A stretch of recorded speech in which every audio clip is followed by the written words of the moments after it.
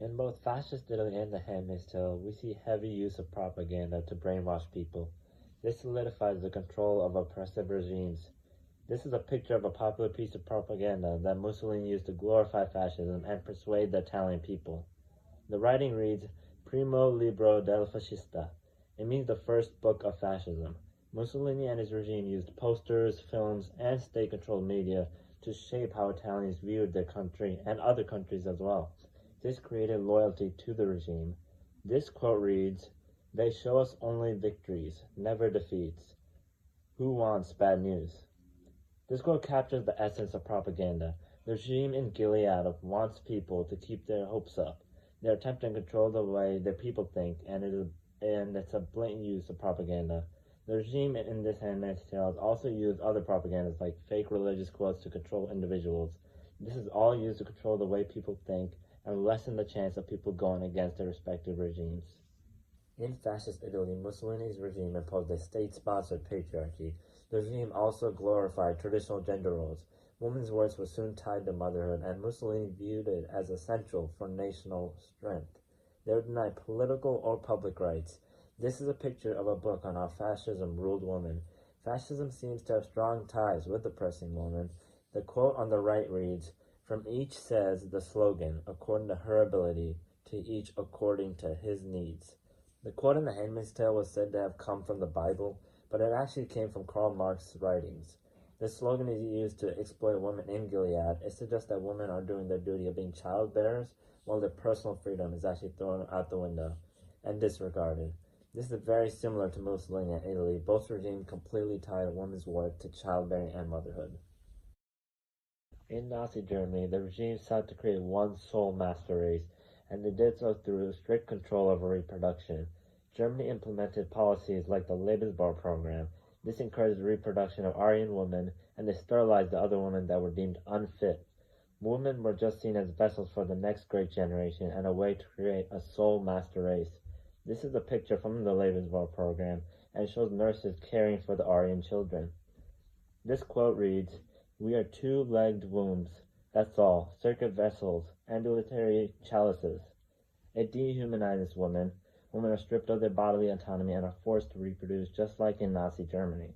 Women are reduced to their reproductive function. They are no more than a vessel. Their purpose is to serve the state, and they are seen as tools for the next generation.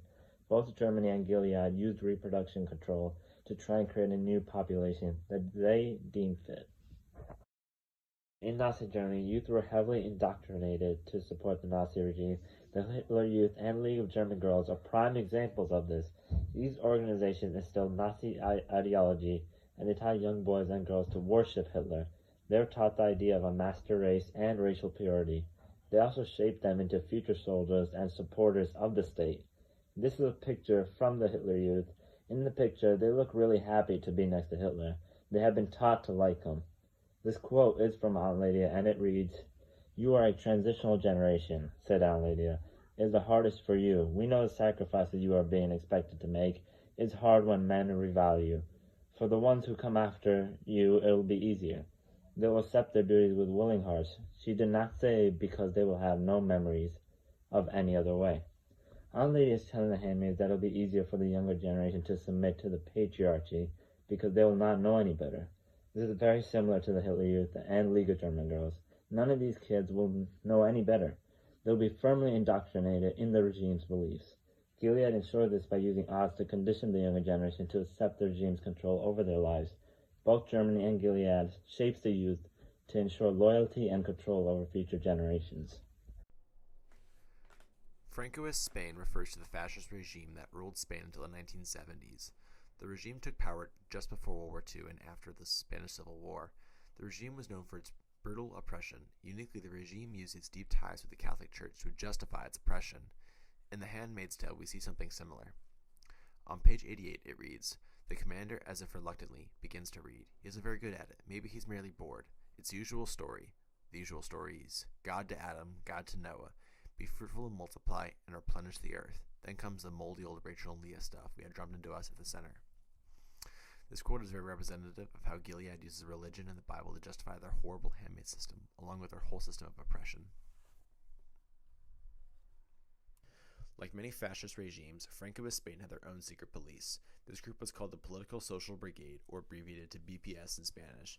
The BPS collected intel on dissidents and organized arrests. They also engaged in interrogation, torture, and summary executions.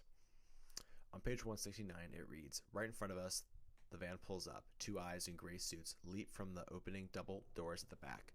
They grab a man who is walking along, a man with a briefcase, an ordinary-looking man, and slam him against the black side of the van.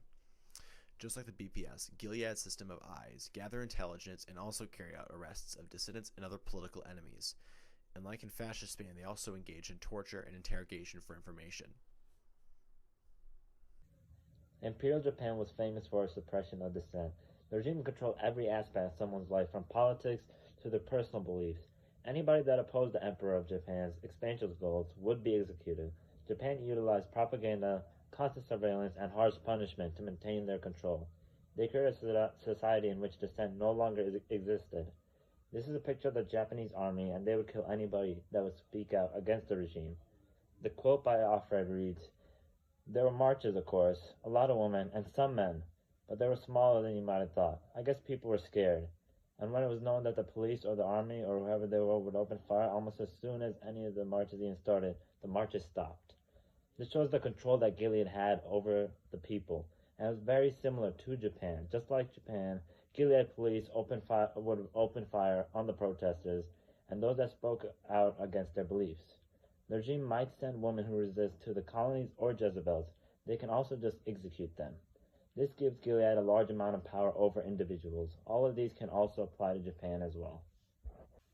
During World War II, Imperial Japan forced thousands of women into sexual slavery. They called them comfort women. Many of them were from Korea and China. They were stripped of their bodily autonomy and were used for the military. These women were denied justice for decades and were abused. This picture shows one soldier with 4 other comfort women.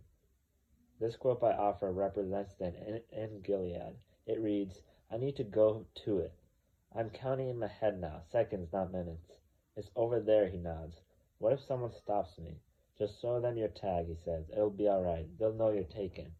In this quote, the commander is suggesting that Alfred is his, and this is eerily similar to the comfort woman. In Gilead, women's bodies are controlled by the state, and they're forced to engage in this ceremony, just like how the comfort women are used in the military. Like the comfort woman, they are stripped of their bodily autonomy and are forced to comply. Through the 1970s, the U.S. had been destabilizing Chile for fears of the country turning socialist. In 1973, with the government's support weakened, Augusto Pinochet led a military coup that overthrew the government and established a military dictatorship that lasted until the 1990s.